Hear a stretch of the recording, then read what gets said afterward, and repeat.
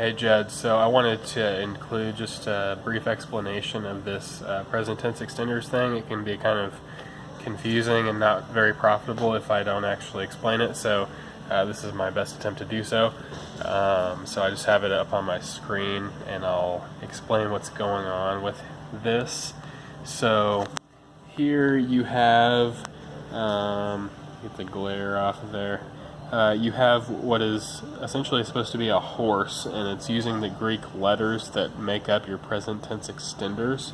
And then, so there's your horse, and then above here you have some examples of verbs where you have those extenders, and so you can immediately recognize them as present tense because of the extender. So they're color-coded, so the color that you see here on the horse will be reflected up here in the examples.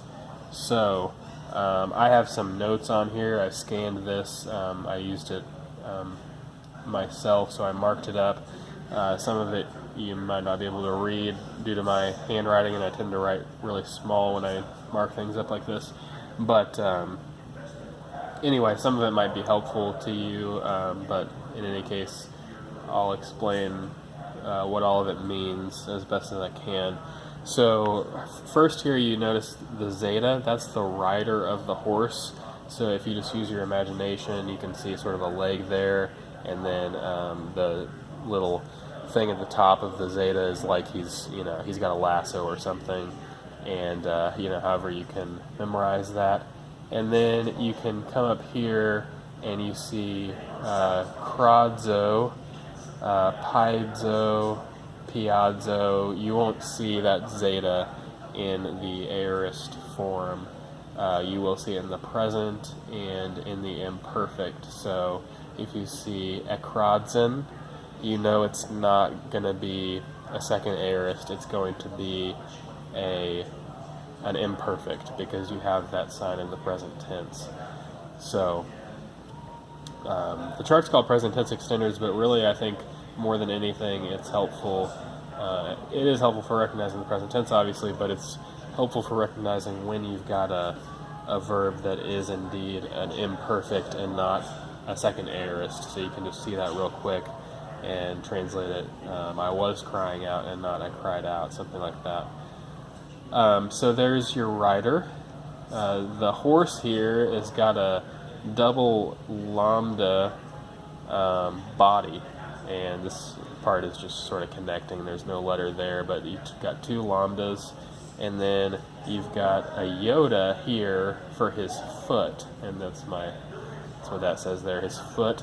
So you really have not just a double lambda, but you have an L-I-L, just to use English letter equivalents here.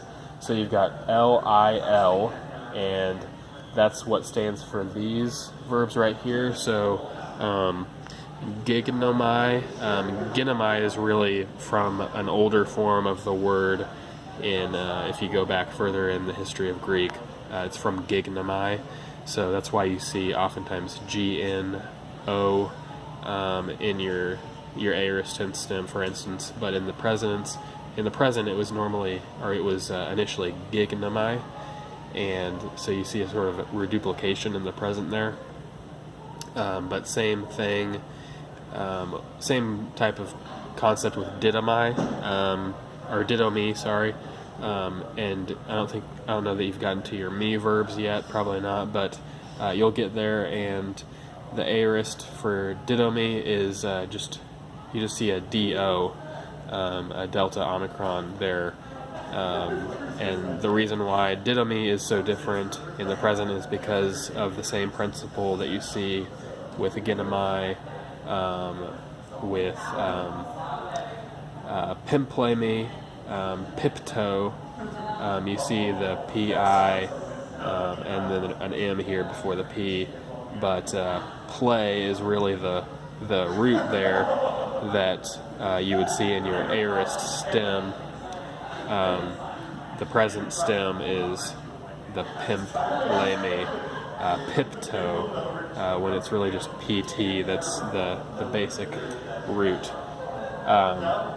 So Also with this, this can be either LIL, which is represented here with your reduplication of a consonant and a vowel in between, the iota in between, or it can be just a double L, so no I there, and that's I believe I mentioned this on the phone. Balo. Whenever you see that double L, you know you're in the present or the imperfect. So anangelo, euangelizo, these types of things. Actually, I'm not sure if euangelizo. I don't think that has two L's, but it does have the zeta there. So you see those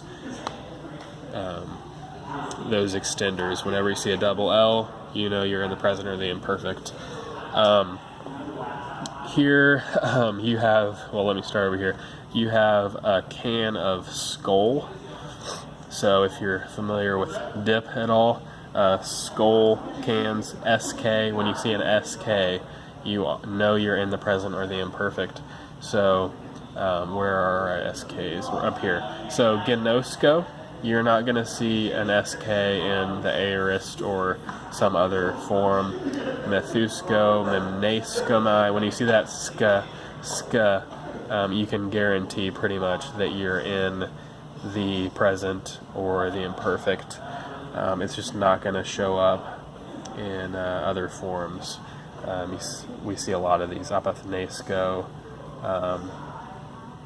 Thnesko, Heurisko. That's where we get eureka from, is heureka, I have found. So the more stable form of that verb is actually doesn't have an SK at all. It's heureka. But in the present, that SK gets in there. So, trying to see what you can see here. Yeah, should be good. Okay, so here we have stirrups for the feet, and I have that here. And this is actually wrong. On my sheet, I was making notes and doing so quickly, and I put the stirrup for the cavalry rider is the iota. The iota is the foot. The stirrups are the sigmas. So whenever you see two sigmas there, apokatalasso, fulasso, prasso, those are signs of the present or the imperfect tense. And yeah, you're just not going to see that double sigma outside of the present or the imperfect. You'll just see in some cases one sigma. Sometimes you don't see a sigma at all, and I have a note about that. Plaso is actually going to be plague. That's going to be the root of that.